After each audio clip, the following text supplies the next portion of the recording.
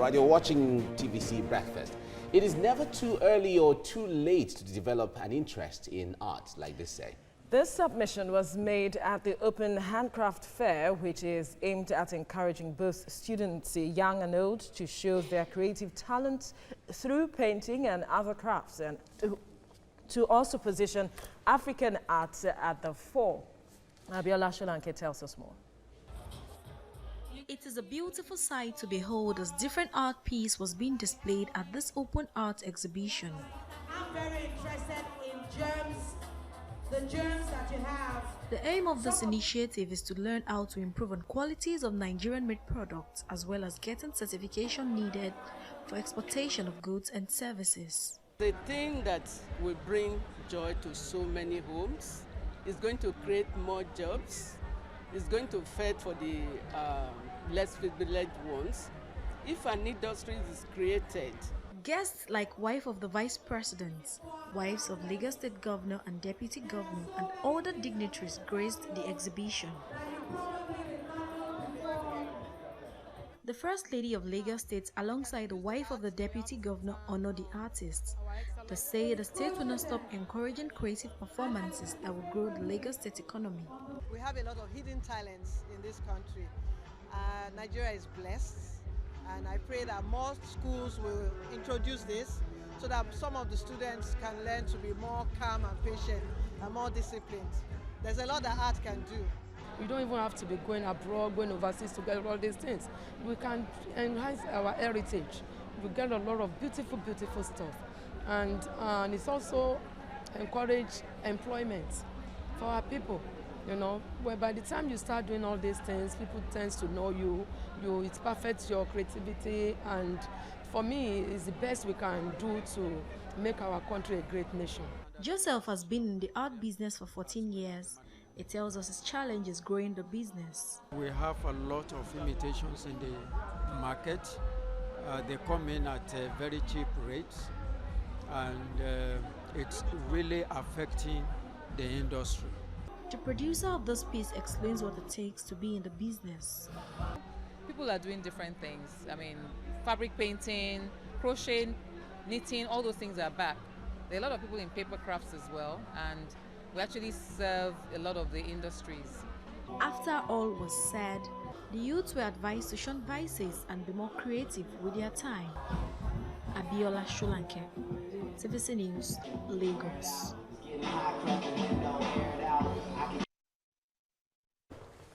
All right. It's quite interesting in the studio. You know, like I always say sometimes, when we put together all the programs, whatever goes into, you know, behind the camera. Behind the camera, you see it can be so more many interesting things. sometimes. Absolutely. So much is going on in the studio this morning, people. So much is going on, and that's just part of the show. Yeah, of course. Absolutely. It's quite interesting. We'll be looking at arts, arts as a form of expression, and joining me is artist Moturayo Akinola.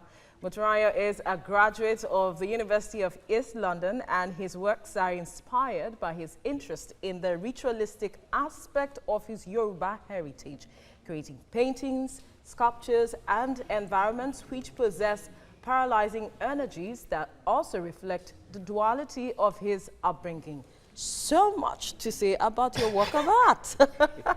Now, talk to us about your work of art, expressing yourself, the ritualistic aspect of your Yoruba heritage. Why did you decide to choose that aspect? What intrigued you about it? It's just come from like things I've been looking at from my, what do you call it? My time at uni. So throughout the first years, I was looking at like the body and how it moves. And in terms of like just people itself posing. And I started to look at stories and different ways in which that you identify yourself. So give us an example of stories you looked at. So for me, yeah, in my third year, I looked at Shango. Why the choice of Shango? I don't know, There's something intriguing about his person. His personality, like the way I was feeling as well. So the energy he brings to you could connect with that energy. Yeah. Really. Fiery and fiery, like almost brash in a way. Okay, okay, we can see some of your works on the screen now. Talk to us. I'm intrigued especially by this feat. What is the story behind it?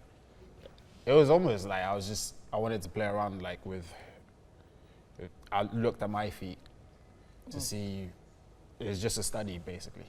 Oh, it was a study, but then the way in which I want to form it, I'm very tactile with my hands. I want to use my hands to like, gee, I can't. You can't express it. Yeah, it's a movement. It's movement of the feet. So what material did you use to achieve this? Clay. That is clay? Yeah, it's clay, then painted. Oh, wow. That's beautiful. Thank you. Now, there was another piece that was shown where talk to us about this one. Is this clay as well? And what is the story behind it? That is wax. Yeah, wax. What's the story behind that? I was looking at the pounding of yam and the energy that comes from that. You love pounded yam, obviously. I love food. So it's just like, with the pounding of yam, there's a rhythmic thing that's happening. Like with every pound, you're getting an echo of energy through that. And like even just growing up as a kid, hearing that, you know there's something coming.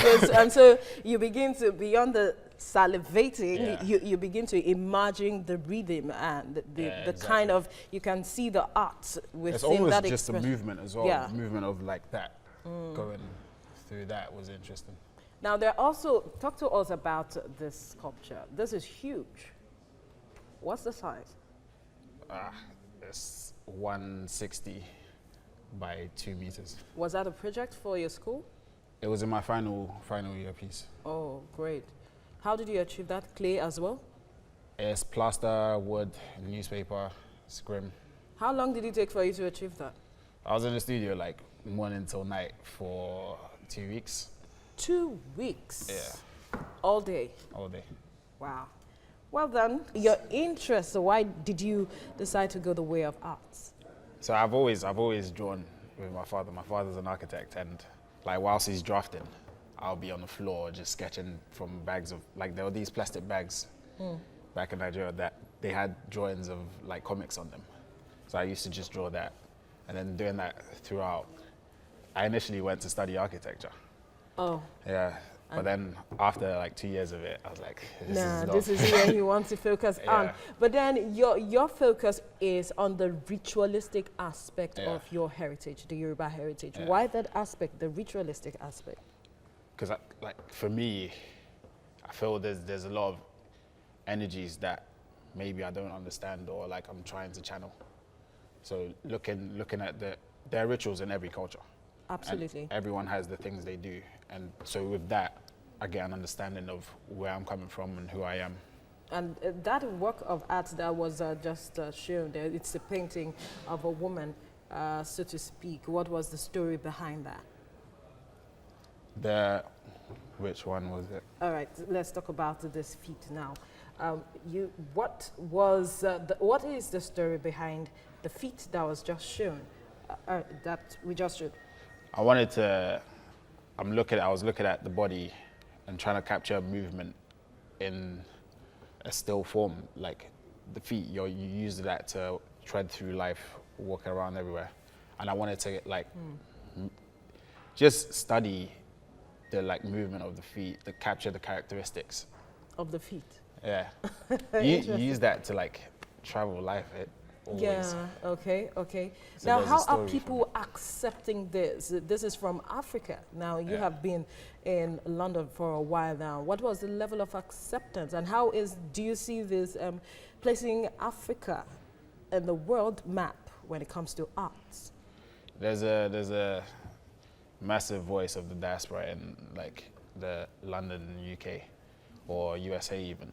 Like people that have grown up both with the duality of being part British or American and Nigerian. So like everyone's sort of trying to locate themselves. Okay. And find out. So this is helping people to locate themselves? Individually, like for us in the diaspora, it's helping us like where rediscovering ourselves, but then also everyone's like Europeans, they're interested to see the voices that are coming through now. Oh, absolutely. It's important to know your roots and understand where you're coming from. Absolutely important.